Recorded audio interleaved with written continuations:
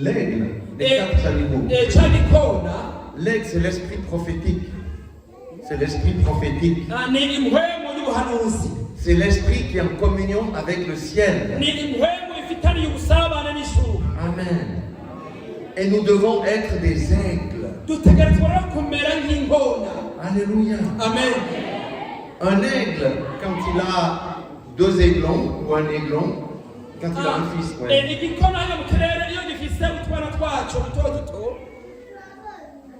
le nid de l'aigle, si vous ne connaissez pas la chose, c'est fait avec des épines.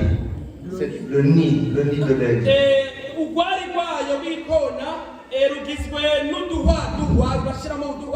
Pour que ça reste solidement accroché dans les rochers. Le vent vient, le nid ne bouge pas. La pluie vient, le nid ne bouge pas. C'est la parole de Dieu. Celui qui est fondé sur la parole de Dieu ne bouge pas de tous les côtés. Amen. Alléluia. Maintenant, pour rendre la vie confortable au bébé aiglon.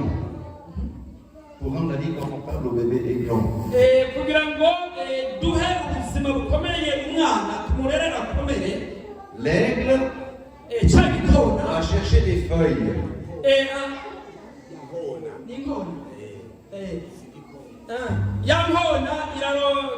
Chercher des feuilles, il va chercher des feuilles. Et met au fond du nid.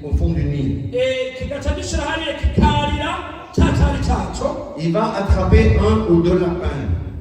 Il va utiliser la peau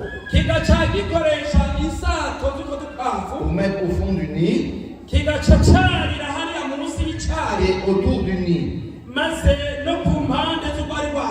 Comme ça, l'aiglon ne va pas se blesser.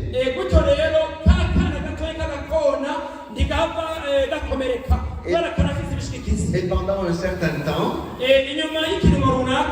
l'aiglon, quand il a faim, il fait bip. Et la maman va chercher une proie pour lui donner à manger. Amen. Alléluia. Qu'est-ce que ça veut dire? Ça symbolise le bébé spirituel. Le bébé spirituel, il a toujours besoin du pasteur. Le bébé spirituel a toujours besoin du pasteur ou de l'ancien.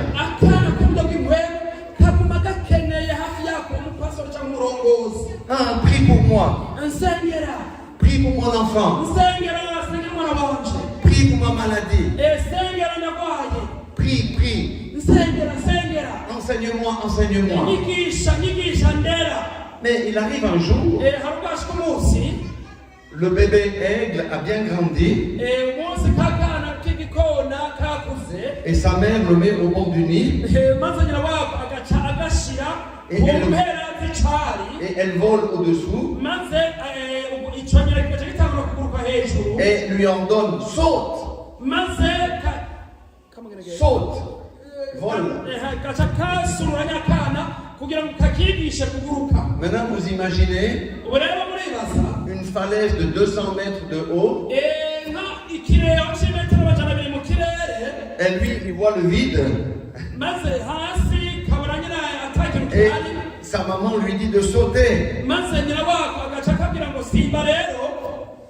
Au début, il a peur. Mais sa maman lui dit saute, je t'attrape si tu as de la peine. Et finalement, il saute. Et il voit qu'il peut voler. Et que c'est fantastique, maintenant il peut voler. C'est notre progression spirituelle. Nous ne sommes pas toujours appelés à rester des bébés spirituels. Alléluia. Amen. Alléluia. Amen. Je répète ce que dit Galates 2:20. Il dit, j'ai été crucifié avec Christ. Et si je vis, c'est Christ qui vit en moi. Amen. Amen. Nous ignorons cette simple vérité. Souvent nous disons, oh Jésus, tu es au ciel. Mais il est aussi sur la terre. Où se trouve Jésus? Dans mon cœur. Dans votre cœur. Amen. Et en Jésus se trouve la sagesse, se trouve la guérison, se trouve la victoire, se trouve la sainteté. Alléluia. En Jésus se trouve la provision. Amen.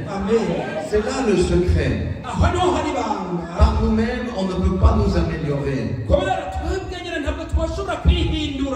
C'est pourquoi je vous le dis et je me le dis aussi.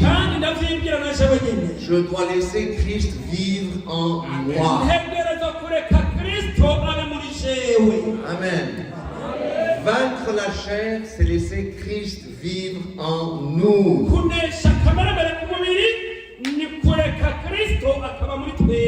Tous les jours de notre vie,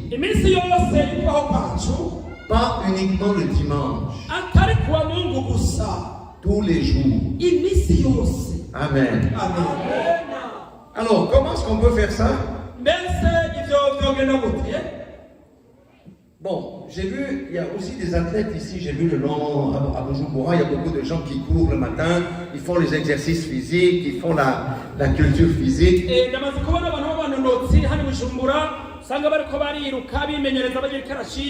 Pour avoir de la force, pour être musclé, tout ça. Nous devons muscler notre esprit. Amen. C'est pas le pasteur ou les pasteurs qui vont muscler votre esprit. Ce n'est pas moi ni ma femme. C'est vous-même. Et on va vous expliquer comment faire. Parce que Jésus-Christ doit être vivant au milieu de vous. La Bible dit que nous sommes la lumière du monde et le sel de la terre. Si nous sommes différents des autres juste le dimanche, nous sommes des poules. Non, les autres doivent voir la différence. Alors comment faire ça? J'ai noté dans mes notes 5 points. La première des choses, Dieu est un Dieu de relation. Il veut une relation personnelle avec chacun et chacune d'entre vous. Vous savez que dans le jardin d'Éden, tous les jours Dieu allait discuter avec Adam. Tous les jours Dieu allait discuter avec Adam. Et Dieu veut que nous discutions avec lui tous les jours. À Dieu, on peut tout lui dire.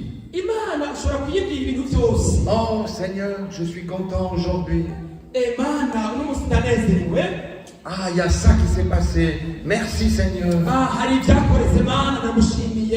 Oh Seigneur, je suis triste aujourd'hui. Parce qu'il y a ça qui est arrivé, il y a ceci, il y a cela. On discute avec Dieu. On prie avec Dieu. Seigneur, j'ai du souci pour mon enfant. l'école, ça va pas bien. Seigneur Jésus, change les choses. Amen. Ou j'intercède pour les pasteurs. C'est pas toujours à propos de nous, c'est aussi les autres. Amen. Ou pour ma voisine qui a des difficultés dans son foyer. Seigneur Jésus, toi tu es le Dieu de l'unité. Je te demande de l'unité pour le couple XYZ. Ça, c'est notre relation personnelle tous les jours. Si nous n'avons pas de relation personnelle avec Dieu, nous sommes des poulets. Nous sommes des poulets. Nous sommes des poulets. Le serpent peut venir vous enlever. Le renard peut venir vous manger, le diable peut venir vous manger.